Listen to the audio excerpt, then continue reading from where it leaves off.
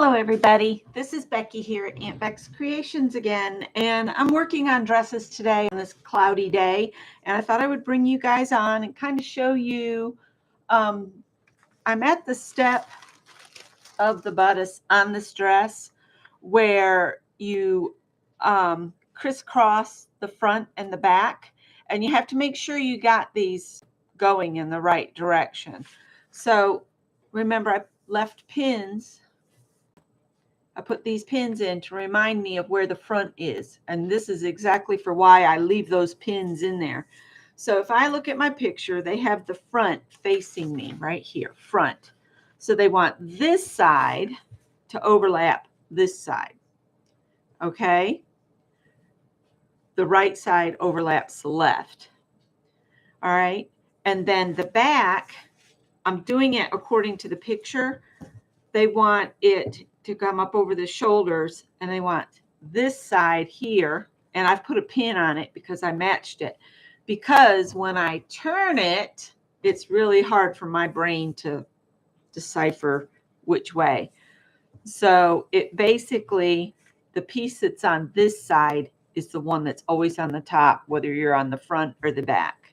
Once you do the front of it, you know that this is the piece that has to overlap this. Now, there are these little tabs here, but they do not apply to this step. Okay, they like this tab does not meet with this end tip, or this end tip here does not match that. You have to get, because I didn't mark these pattern pieces, I just pull the pattern piece back out. And this dotted line right here that says center back, that's what I have to line up. So if I take this and I lay it so that the cut edge is next to the pattern, because you've got to take away the seam allowance here and here. That's why you'll see that the fabric doesn't meet the edge, because that's all been sewn. So if you match up your pattern piece with this corner and the bottom here, then you can see exactly where this line is. And then I just take a pin and I stick one down here at the bottom, and then I go up here and I put another one in here, and I'll go ahead and lock them in place. All right, and then I'm going to go to the other side, and when you come to the opposite side, you have to flip your pattern piece over so everything's in the right orientation. Hi, Kathy and Lala. And I have a dog that's sniffing and snorting and stuff behind me.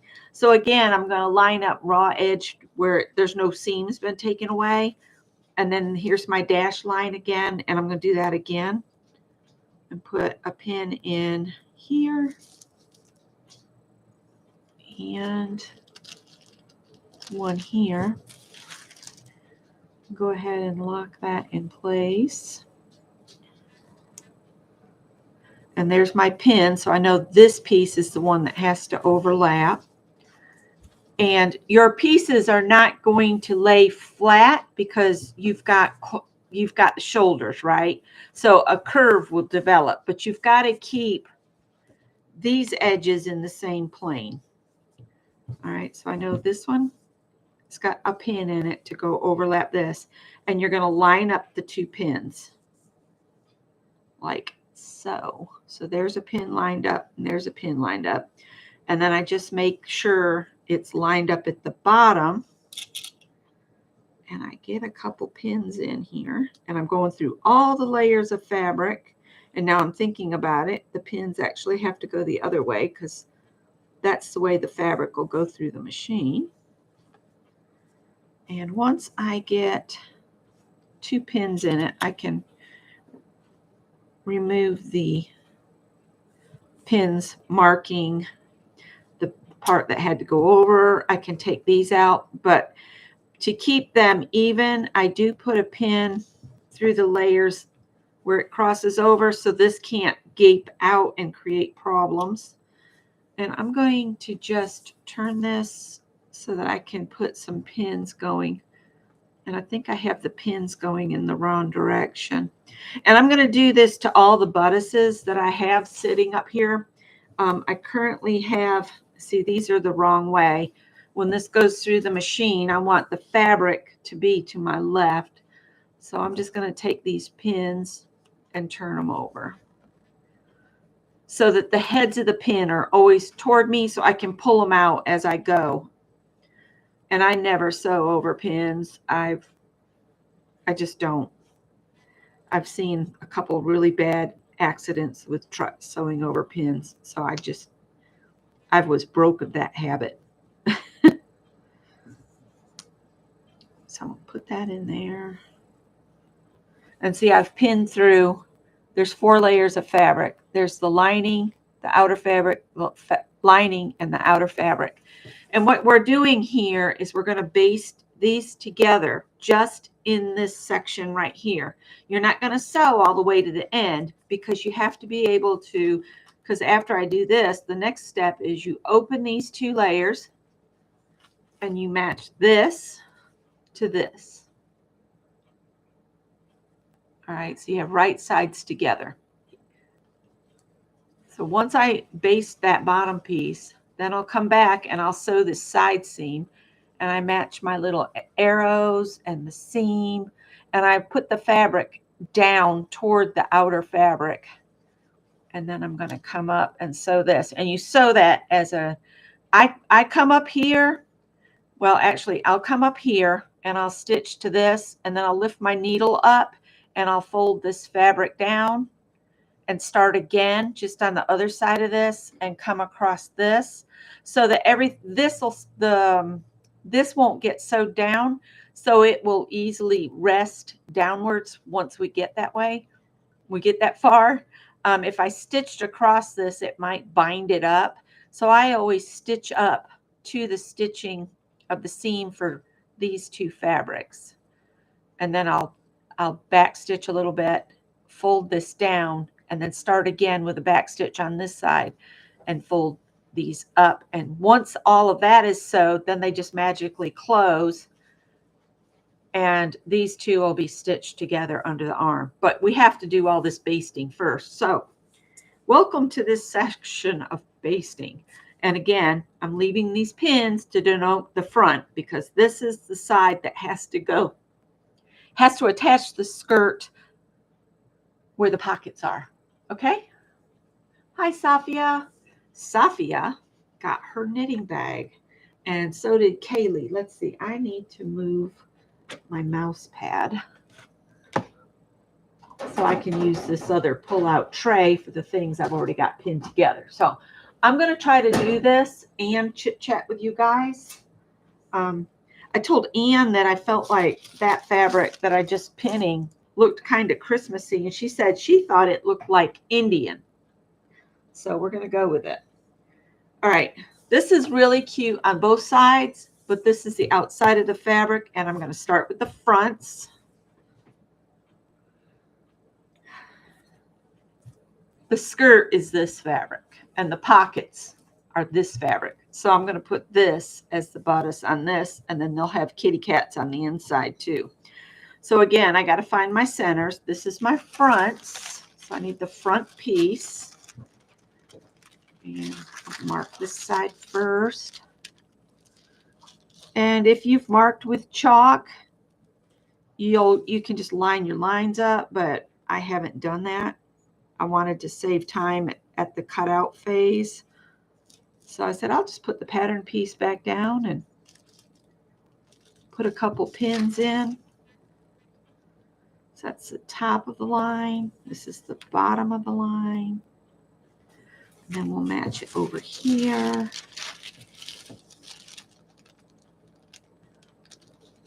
And this takes about as much time as if I've taken the time to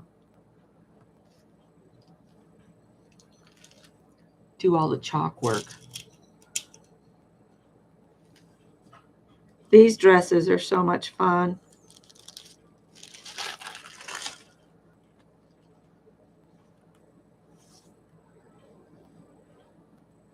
All right, so then if I look at my picture, I know that this is the piece that I'm going to overlap, because you do this one over that one. And so what I do now is I'm just going to stick a pin in that one to remind me that on the back, it's this side will go over that side. That can get confusing if you don't pay attention. That's why I use pins to denote what's on top, what's the front, and the one that's at the back, I'll remove it. I just leave these two in so that I know that this is the front. And again, I need the edges. These edges down here need to be even. This fabric you see sticking out, that's just the leftovers from this angled seam. I just don't clip it away because shortly I'm going to be serging all that off, because any exposed seam has to be finished in some way so that it doesn't come unraveled. And I'm going to pin that to hold that there. I have to turn it to make the pins go in the right way. So I'll pin that to hold it, and then I'm going to put this toward you guys. It's just easier for me. I can pull these out now. And then I'll have my pins all going in the right way. I'll turn this one.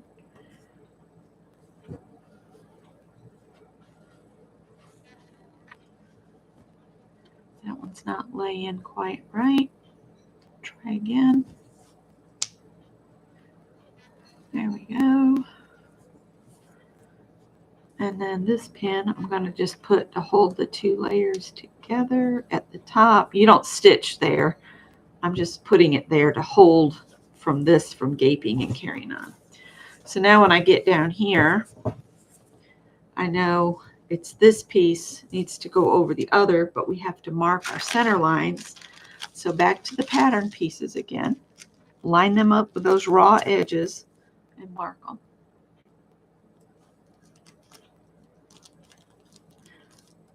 My mother-in-law always goes, I wish you could get pictures of the girls wearing your dresses. I said, well, I don't know where they're going. I just gift these and then hope they find a little girl that will enjoy them. And that is that. Well, don't you wonder? And it's like, yeah, but I'm not going to lose sleep over that. I know that someday maybe one of my dresses will pop up in one of the pictures on the website, because they do occasionally post pictures. But a lot of the dresses that they share the pictures of, they're just the standard pillowcase dress. Lala says she's a professional napper. You and Angie need to start a club, the Professional Nappers Club, like that gal that started the premenopause, menopause, postmenopause club, the We Do Not Care club. They've come out with a t-shirt. I'm so tempted to order one. I think it's hilarious. All right. So again, I'm looking for the pin, because when you have the front one towards you, it's this side goes over that side. But when it's on the back, it's this side over that side when it's next to you. Like I said, that's why I use the pins. So my brain doesn't go completely mushy mush. All right, so I know I got that right. This is the pin. And I'm just going to put that in to hold it so that I can turn the whole thing and get it in the right orientation. This fabric just cracks me up because there's cats hiding everywhere. All right. Oh, my tummy's growling, and it shouldn't be. We had Dexter's Inn blueberry muffins this morning. They are very tasty, and I love the sugar and nutmeg you sprinkle on top. It just makes them smell so good, taste so good. Probably not good for my blood sugar, but it's the weekend, and we always do something bread-oriented on one of the weekend days. Not both of them, but one of them. Okay, I'm going to keep one of those pins. And this other one, I want to put by this kitty to hold these two together. And so now that's pinned and ready for the sewing machine. And what I do is I go through and I do all of like the fronts. And then I'll take them off and start the chain again and do the basting across the back. And you only stitch from here to here, because you're just holding this down. Don't go any farther or you won't be able to open this seam up properly to put your outside fabrics together and your inside fabrics. So this will be the front of the dress. So there's kittens there, and there's a cat there, and he's peeking out, and this one's there, and there's one there. So it's like, can you spot all the kitty cats? All right. So there's a front. And there's a front. And this one has a lavender cotton lining.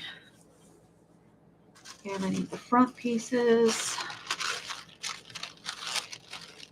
That's right. You don't expect anything when you do a project like this. It's just putting it out there in the universe.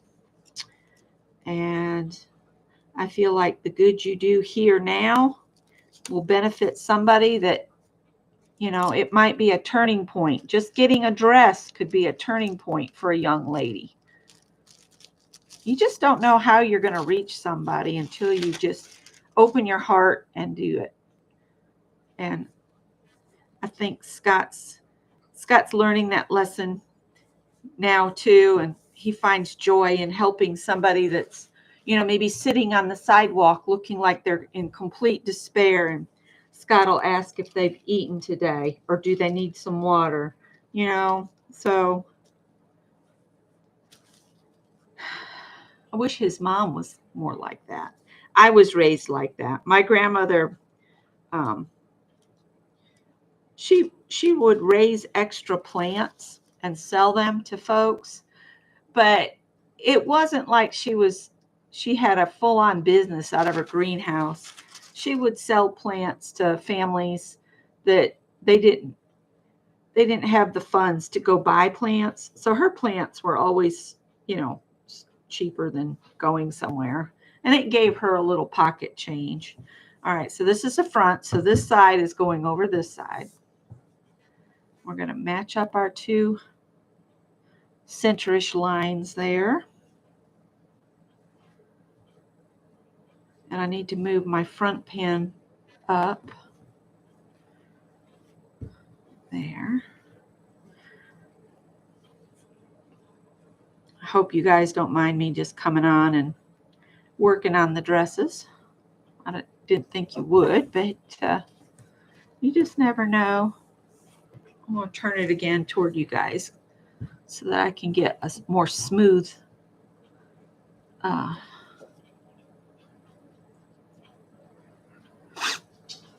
I need to go get me a box of tissues out of the back.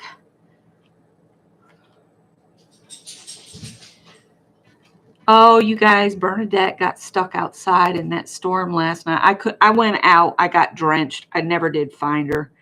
And then finally, when it let up, I went out, and I think she'd been going in circles above the garage. I felt like such a bad dog mom. I'm a horrible dog mom.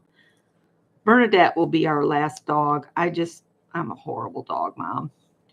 But I brought her in and I rubbed her down with an old sheet, and I let her have it in her dog crate so she could rub her face on it, because that's what dogs like to do when they're wet, is they like to try to dry their faces off.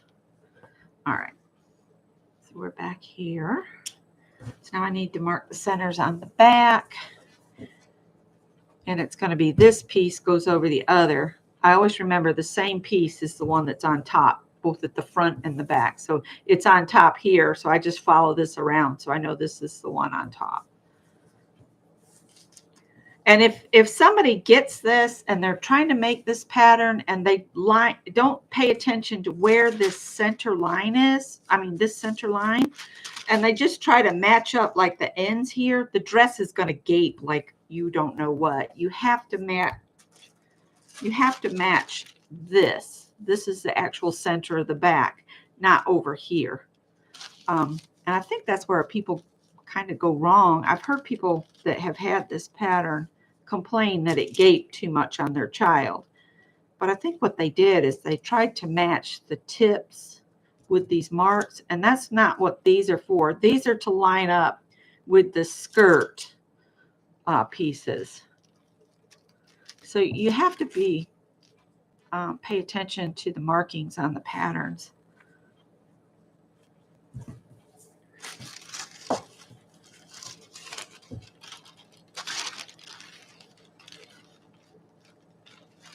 I try to find little tricks to remind me of what goes where. Yeah, that storm, I knew we were going to get rain, but it was crazy. The wind, the trees were just whipping and bending, and it was awful. Greg was on his way to his girlfriend's house or apartment or whatever it is. And he said he went through a puddle and he almost stalled his car out. And I said, that was too deep of a puddle. You can't trust that it's going to be just puddle deep. You got to quit counting on that. That's how cars get flooded out and people get swept away. I said, you don't go through deep water. Ouch. I want to get that pretty close. We'll stick a pin to hold it. My drop paper's getting all these little pinholes in it. I think I'll go ahead and pin this up here. You can't go wrong with putting in a lot of pins. You really can't, because then, you know, it's not going to shift on you or any of that.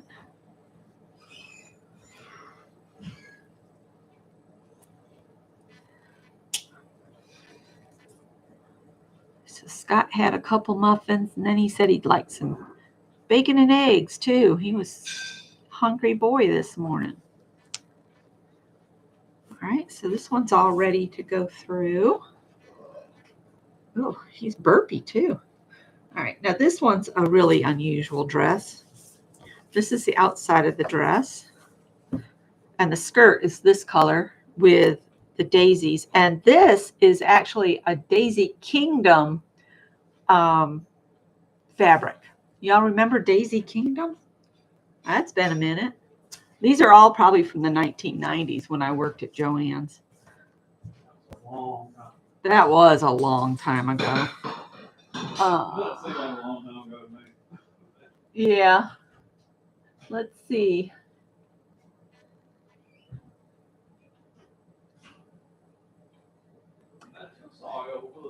Scott has that ADHD problem too. His brain won't shut off. Oh. Now, we have used melatonin, and then there's that prescription sleep aid.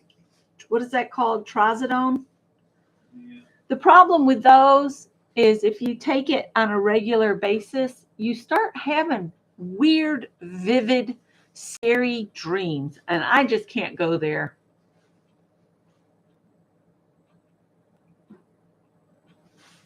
Oh, cool. So Kathy's out in her purple people eater robe watering her plants. Scott says he approves to the purple people eater robe. We saw a little tiny car. I can't remember what kind of car it was. It was real small, and it was purple. And I said, I wonder if the purple people eater arrived in that. All right, so I need the front pieces. That's the back. This is the front. I was going to show you there is a difference between the front and the back. So this is the back piece. This is the front piece. And you can see if I line up this corner that the back is a little taller, and it goes back toward your sleeve area or your shoulder a little bit different. It's a different shape. It really is. All right, so let's mark our centers on this one. I'm yammering too much, or I'd have this done already. It's early for Kathy. She's on the other coast. So she can go out and commune with her beautiful plants.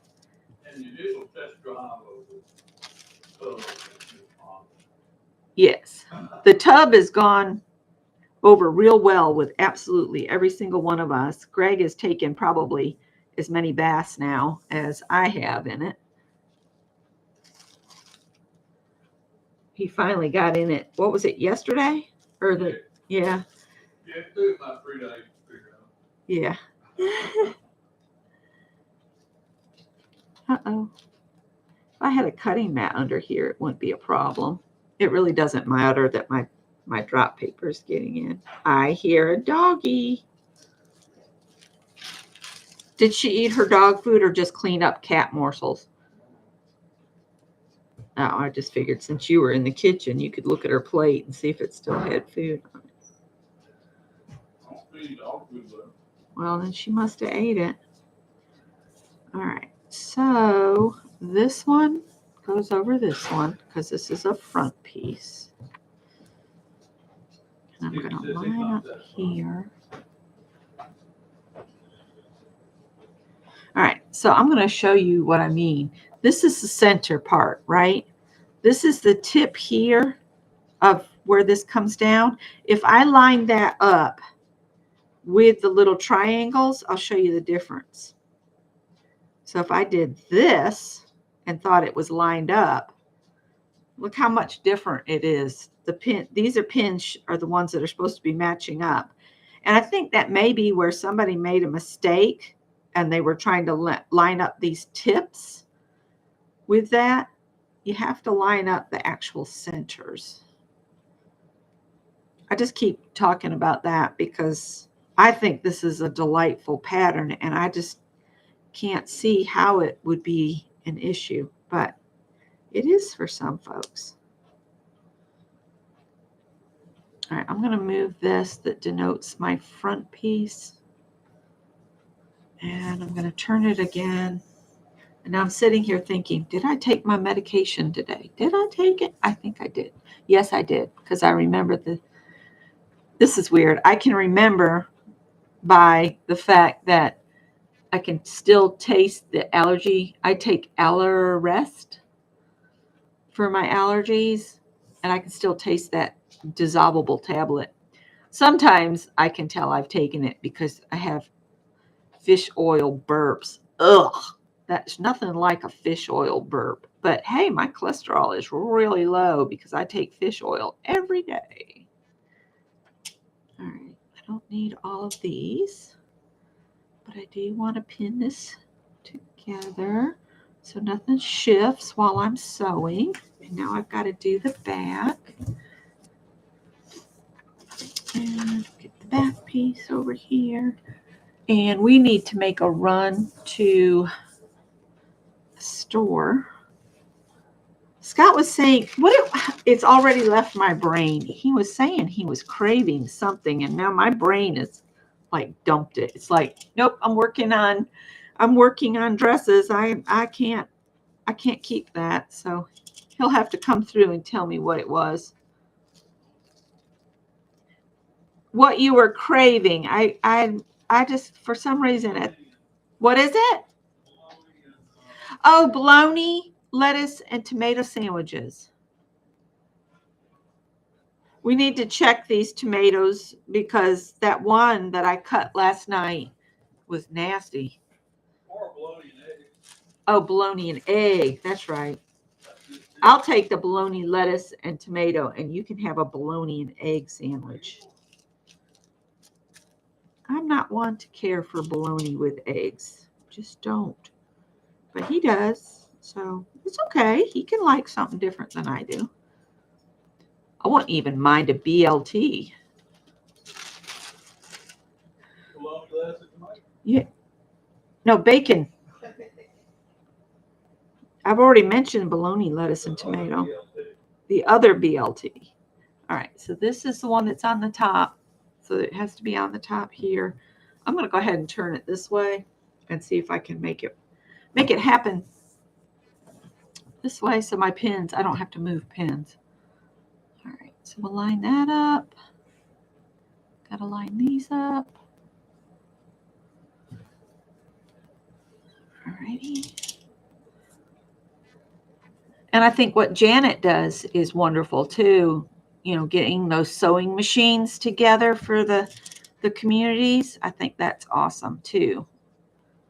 And that our son can take it with him to Africa when he goes is amazing. Every time I see a sewing machine, it would cost us a fortune to send a sewing machine to Africa. But since Janet has a way to do it, yeah, I feel that she's blessing a lot of people that way. It's good to give from the heart. All right, so there we go. And again, I've got the 2 pins that tell me that this is the front. There's the back. All right, that's all of the bodices that I have to match up this time.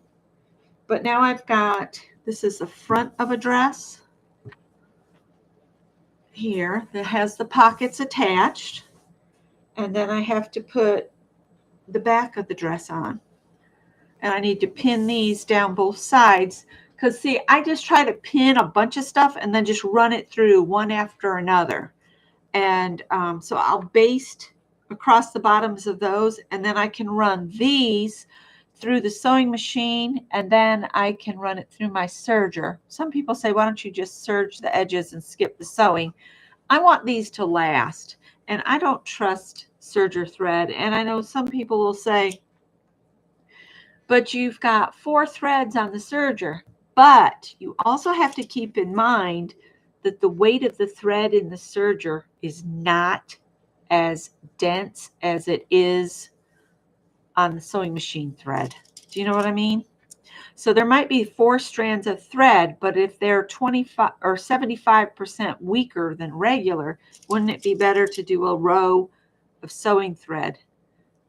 That's just my way of thinking. I hope I've met up the edges pretty good here. So I'm going to pin this edge, and then I'll pin the other edge, and I'll set it aside, and I'll move on to the next skirt. I've got some threads there that need to be trimmed, but they'll get cut off when I serge it, if I don't snip it before then.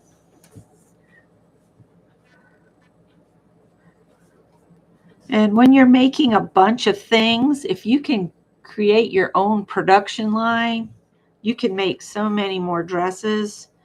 I have signed up to be on the vlogger tour for the Project Dress a Girl, and I requested September 15th. So I have to do a video for this project that I really love to do. I'm wondering how Joann's closing is going to affect people that participate in this, because, cost of fabric elsewhere, because Hobby Lobby doesn't always put their fabric on sale. And quite frankly, I don't like the quality of their fabric. So this little skirt is all pinned and ready to go to the machine. So I'm going to set it over here with the bodices. And here's the little dress with the green skirt and the blue pockets. Ooh, the camera did not like the print on here at all. You can cut with a pinking shear, or you can do a zigzag over the edges, trim your seam to 1/4 inch and then zigzag across it. Ugh. Scott's making up a zigzag song as he goes through. Zigzag, zigzag. He's in a good mood today, which is nice. Also, Rachel says she's glad that you and your friends approve of the figs. Oh, good. Good. She got more of them. They're huge. Are these off a tree she has? Yeah, it was near death when she moved in there, and she Wow. brought it back to life.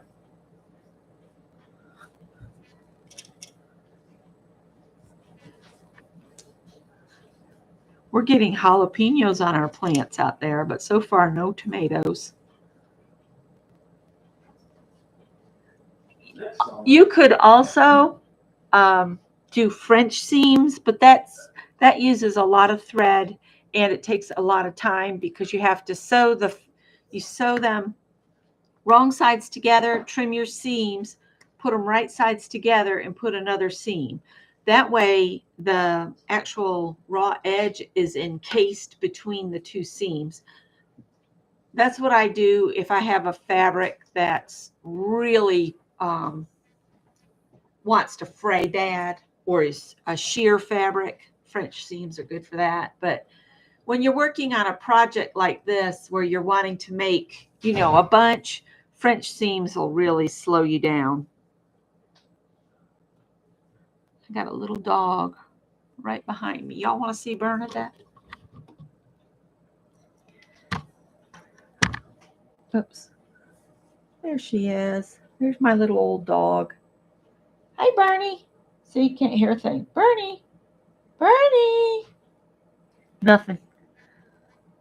The light is on, but nobody's home. Poor old girl. I am trying to get this to lay smooth here.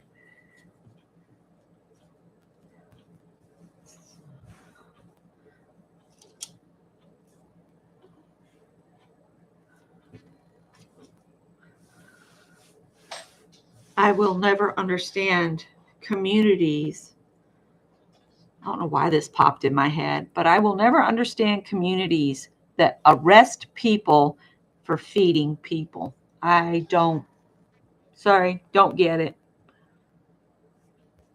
Do y'all think that it's like feeding strays? If you start to feed them, they won't go away? Well, they don't have anywhere to go. That's why that's why they're homeless. That's why they have nobody. If this country spent more money on mental health care, there would be less reasons for drug abuse. If you alleviate and remove the desire for something to replace positive mental health, you remove the market for the bad stuff to come in. And I don't understand. I just don't get it. All right, this is the one. I have enough of this background fabric left that I can make myself a little sleeveless button up like top. And I can't wait to make something for myself with this beautiful cat fabric. And I love that there's an orange cat here with his back to everybody, because that's what orange cats are like, quite frankly. They're such little cantankerous. My brother-in-law has one, and every time he goes out of town and I'm taking care of his crazy orange cat, the cat comes to the door in that kind of sidewinder bit, and he looks at me and he cocks his head all crazy, and I'm like, you little jerk, I'm here to feed you and clean out the litter box, and you're acting like that. I'm a little worried about this fabric for the little girls, though, because it's a little thin. Once I make the dress, if it's still bothering me, I'll make like a little under like slip thing that I can attach to the seam at the waistline. It doesn't have to be anything. I can just take these skirt panels and cut something out and attach it to the seam. But I think once they're up double layer, you can't see through it. And the pockets on this one, I use this fabric, so that's why the bodice is this fabric. Oh, I got a little package. Oh, it's my little size 5 labels for the dresses. They told me on that they were coming Monday. I wasn't expecting those. Is that all that came today? Wow. It's been a light mail situation. Wow, I might have to go get the other pincushion if I keep going. Well, no, I might can. It's good I found all my pins and all those old projects, you guys, because when I'm doing multiple dresses at once like this, I can pin a bunch. up ahead of time. So this time I wound 2 bobbins because I had over 2 dresses to sew with the color thread I'm using now. And I've just, as I sewed on the last pocket, I had to put a fresh bobbin in. So now I've got a fresh bobbin in there, but I need to kind of peek at my upper thread. All right, we've got one more skirt to pin together. And then I'll let you guys go. Y'all want to see the little labels I got off Amazon? If I can get into it, they've really taped it up. I guess they were afraid that the little fabric labels would fall out. And I'm afraid I'm going to roll on the dog. Hang on.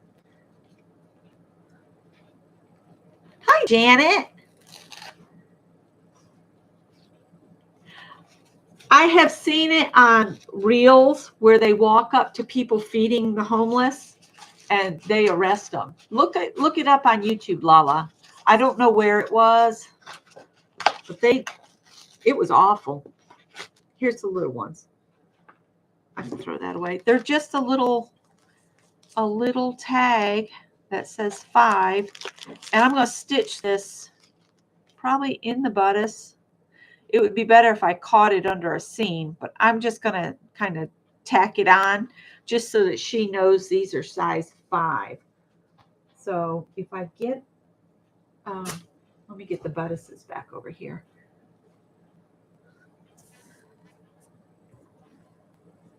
See, I could take this and on this one here,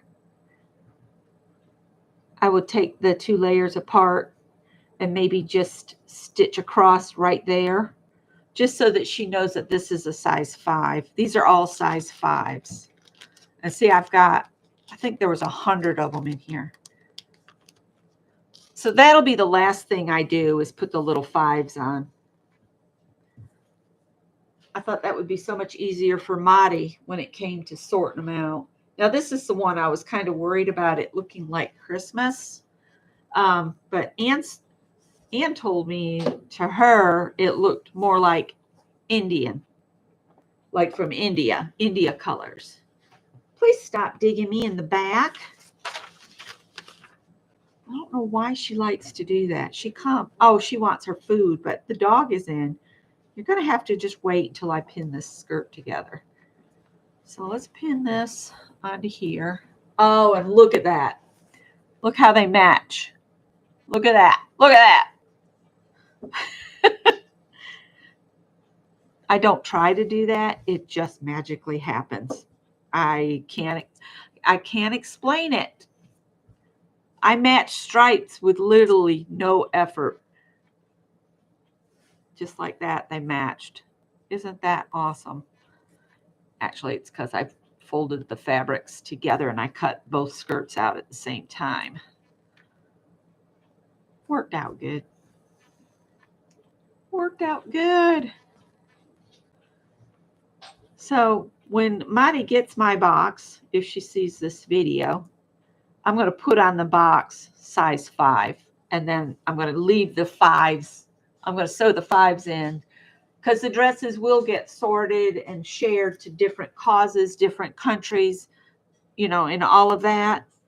And that way they'll know just by a glance that they've got a size 5 dress in their hand. Now see, on this side, do they still match? Is it still magic? It's still magic on this side. Isn't that awesome? So let's pin this up, and then I guess I can let you guys go because I got to go to the other side of the room and I can't take you with me. But I think a lot of people enjoy this project every year, so I thought I would share more of what I do as I do it. Not sure what all I'll share in my video. I'm going to keep it, 10 minutes or less just to talk about the program. So I got to come up with a nice short video because there's going to be a lot of us doing videos on Project Dress a Girl 2025. So the videos I'm doing now, they're just the warm up for the videos coming in September because September's the big collection. right. Ow. So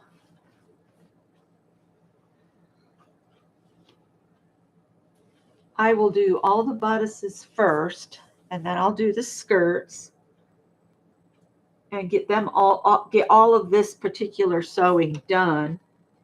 And I will run the skirts through the serger, their side seams.